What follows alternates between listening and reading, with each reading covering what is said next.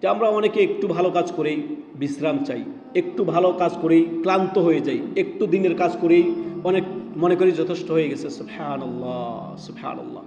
অথচ ইমাম আহমেদ রাহমাহুল্লাহ, যিনি ছিলেন আপনার প্রখ্যাত মুহাদ্দিস এবং কি 4 ইমামের প্রখ্যাত ইমাম, তিনাকে যখন জিজ্ঞাসা করা হলো আমাদের বিশ্রাম কখন পাবো, আমরা বিশ্রাম কখন পাবো, কখন আমাদের বিশ্রাম আমরা পাবো আমাদের জীবনে, তখন তিনি চমৎকার একটি কথা বলেছেন যে ইন দা ওয়াদি আউয়ালি কাদমিন ফিল জান্নাহ, যেদিন আমাদের পা জান্নাতে প্রবেশ করবে। আল্লাহু আকবার। যেদিন আমরা আল্লাহর কাছ থেকে জান্নাতের সুসংবাদ পেয়ে যাব, যেদিন আমরা জান্নাতি হব, সেদিনই আমাদের বিশ্রাম, তার আগে বিশ্রাম না।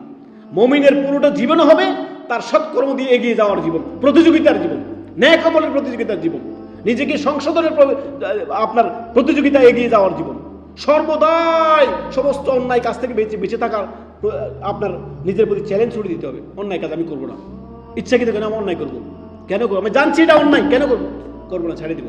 যাক, আল্লাহ আমাদের হেফাজত করুন, সর্বদাই ইমানের উপরে থাকার জন্য খেয়াল রাখবেন, আল্লাহর কাছে দোয়া করবেন। আল্লাহ রব্বানা লা তুযিগ কুলুবানা বা'দা ইয হাদাইতানা ওয়া হাব লানা মিন লাদুনকা রাহমা ইন্নাকা আনতাল ওয়াহ্হাব। হে আল্লাহ, আল্লাহ আমাদের দ্বীনের উপর ইস্তেকামত রাখুন, আল্লাহ ঈমানের উপর ইস্তেকামত রাখুন, আল্লাহ আমলের উপর ইস্তেকামত রাখুন, আল্লাহ হেদায়েতের পর আমাদের অন্তরকে বক্র করে দিন না।